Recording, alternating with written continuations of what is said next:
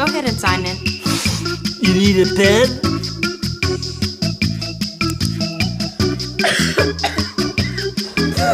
Mom says I'm so contagious.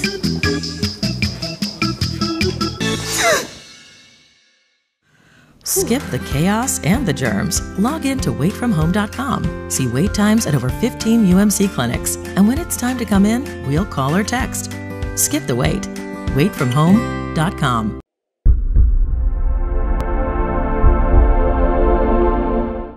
Welcome to the Red Raiders Show, presented by UMC Health Systems. I'm your host, Nicholas Talbot, and as always, I'm joined by Don Williams. Don, the Red Raiders have a pretty good test at home this week. They're hosting UTEP. There's a 30-26 win last year for the Red Raiders in El Paso.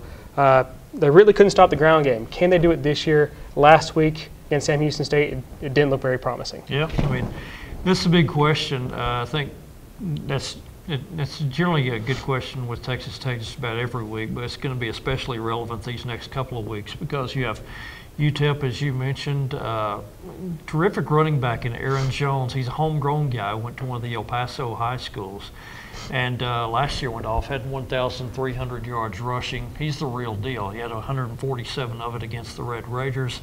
And then after UTEP, Tech faces Arkansas. Everybody remembers that game last year where Arkansas went off for 438 and got 212 of that from Alex Collins. Both of those guys, Collins is back for Arkansas, and again, Aaron Jones is back for UTEP. So it's a good, it's a good measuring stick, to use that term. These are to see if have you improved much from the defense as you were last year. I'm not sure that Tech has shown a heck of a lot of improvement. What we saw last week against Sam Houston State, I got to say, was probably not that unexpected to me. I didn't expect drastic improvement from in game one from David Gibbs' guys. I think obviously the bright spot there was they had no takeaways in the first half, but in the second half, those takeaways seemed to kind of fall from the sky almost. You had 2 interceptions, including 1 return for a touchdown, and you had 2 fumbles. And I thought it was particularly noteworthy that a couple of those fumbles were exactly what David Gibbs coaches these guys to do, which is, strip the football, punch the football out. We saw Deshaun Johnson put a hat directly on the ball. It causes a fumble. Tech gets that one. Then we saw Tevin Madison, while holding the guy up, punch the ball out. And so there's a reason why those turnovers happened, and Tech's going to need a whole bunch of those this season. Now, failing that, though, Red Raiders could very well be in a game where they simply have to outscore UTEP again. This is not a UTEP that UTEP historically or traditionally has been not a very good football team. It's been a sub-500 team, but they not only have a focal point ground gunner, they also finished the season 7-6 last year and actually went to a bowl game. So it's not a bad, terrible Miners football team. And again, Tech might have to just outscore them, but the Red Raiders might be well positioned to do so, Nick, with what you saw out of Patrick Mahomes last week. Yeah, Patrick Mahomes has proven time and time again over the last 4 games that he started that he is kind of the quarterback that Texas Tech needs. His mobility has really added an extra dynamic to the offense. Passed for more than 400 yards, 4 touchdowns. Most of it was in the first half. The second half tailed off a little bit for both Mahomes and the rest of the offense. But 59 points on the board, that's if they're going to have a bad defense, that's what they're going to need every week. And Mahomes gives them that ability. But one thing the offense will have to work on, though, is the drops. Devin Lauderdale had a big game. A couple other wide receivers had big games. But Cliff really made it well known that he wasn't happy with the number of drops. The receivers made 8 of them. Eight of them was the official number, and that's way too many drops. I mean, Patrick Mahomes was 33 of 53. He gets half those, and that's another 100 yards right there. You almost have 500 yards of offense. That's almost another touchdown, just statistically by averaging the statistics. One thing they really need to rely on, though, too, is getting the ball out of UTEP's hands. And I think that's where you can see DeAndre Washington, Justin Stockton really making an impact against UTEP. They did make an impact last year, especially Justin Stockton had a couple big runs. And I'd expect them, and I hope they would do that this year to really try to get those offensive points on the board that they're going to need. And defensively, though, they're also going to miss some key personnel, including Pete Robertson. We don't know what's the situation with him. Have there been any updates on that? Unfortunately, not really. Cliff Kingsbury's playing this one close to the vest. Pete Robertson missed last Saturday's game against Sam Houston State because of a suspension. I've had someone tell me that look for him to be back this week.